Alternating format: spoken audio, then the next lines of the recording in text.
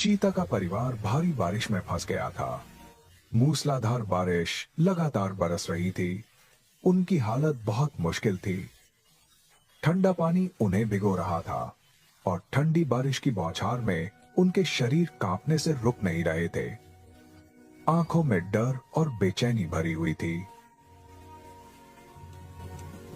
और मादा चीता भी इस समय कांप रही थी, लेकिन फिर भी वह डटी हुई थी। उसकी निगाहें सतर्कता से चारों ओर देख रही थी। वह अच्छी तरह जानती थी कि ऐसी मुश्किल स्थिति में खतरा कभी भी आ सकता था।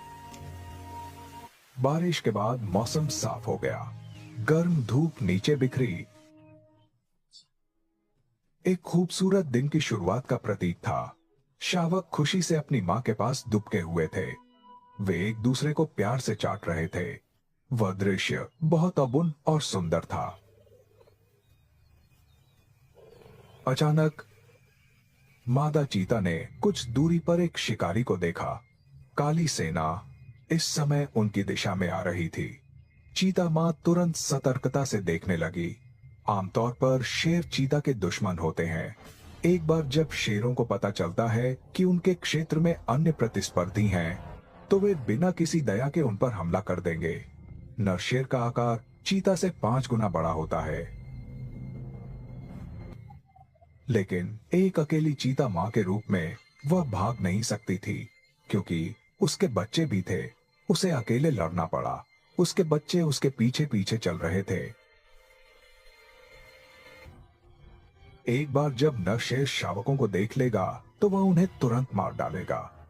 उस समय चीता शावकों के बचने की कोई संभावना नहीं होगी। चीता मां चुपचाप नर शेर काली की ओर चली। उसके कदम दृढ़ थे और उनमें एक उदासी का भाव था। उसने काली का ध्यान अपनी ओर खींचने की कोशिश की, ताकि वह अपने शावकों की रक्षा कर सके। चीता मां ने एक रक्षात्मक मुद्रा अपनाई।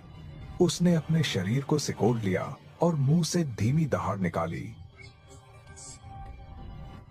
शक्तिशाली काली को डराने की कोशिश कर रही थी और वह उसके बहुत करीब आकर उसे उकसा रही थी। ऐसा करना निस्संदेह आत्महत्या के समान था। अचानक काली ने गुस्से में हमला कर दिया। वह चीता मां की ओर दौड़ा। चीता मां घबराकर तेजी से भागी। उसका शरीर घास के साथ बीच से तेजी से गुजरा। लेकिन उसके शावक अभी भी वहीं थे। ऐसे दुर्लभ दृश्य में सौभाग्य से शावक सफलतापूर्वक भाग निकले।